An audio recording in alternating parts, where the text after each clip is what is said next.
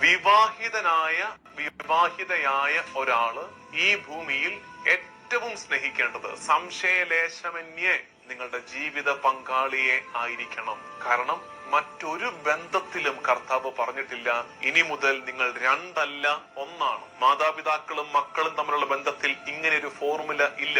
കൂടപ്പുറപ്പുകൾ തമ്മിലുള്ള ബന്ധത്തിൽ പോലും ഇല്ല ഇനി മുതൽ നിങ്ങൾ രണ്ടല്ല ഒന്നാണ്. ഇല്ല, അത് വിവാഹത്തിൽ മാത്രമുള്ളതാണ്. അപ്പൊ നമുക്ക് സംശയം വരും, എങ്ങനെയാണ് ഈ രണ്ടു പേർക്ക് ഒന്നാകാൻ പറ്റുന്നത്? ക്രിസ്തീയ വിശ്വാസത്തിൽ അത് പറ്റും. നമ്മൾ വിശ്വസിക്കുന്നത് ത്രിത്വൈക ദൈവത്തിലാണ്. 3 പേര് ഒന്നാണെന്ന് പറയുന്ന ത്രിത്വൈക ദൈവത്തിൽ വിശ്വസിക്കുന്ന നമുക്ക് എന്താ 2 പേര് ഒന്നാകുന്ന ദാമ്പത്യത്തെ മനസ്സിലാക്കാൻ ബുദ്ധിമുട്ട്? ദൈവം യോജിപ്പിച്ചത് മനുഷ്യൻ വേർപെടുത്താതിരിക്കട്ടെ. ദമ്പതികളോടല്ല ഈ ഉപദേശം ഞാൻ തരുന്നത് കേട്ടോ. നമ്മളുടെ ഒരു അശ്രദ്ധ കൊണ്ടോ ആവശ്യമില്ലാത്തൊരു വാക്കുകൊണ്ടോ മറ്റൊരാളുടെ ദാമ്പത്യം ഉലയരുത്.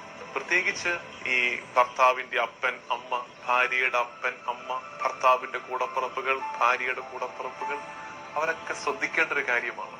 നമ്മളായിട്ട് ദൈവം യോജിപ്പിച്ചതിനെ വേർപെടുത്താൻ ഇടവരുത്തരുതെന്ന് നമ്മൾ സ്നേഹത്തോടെ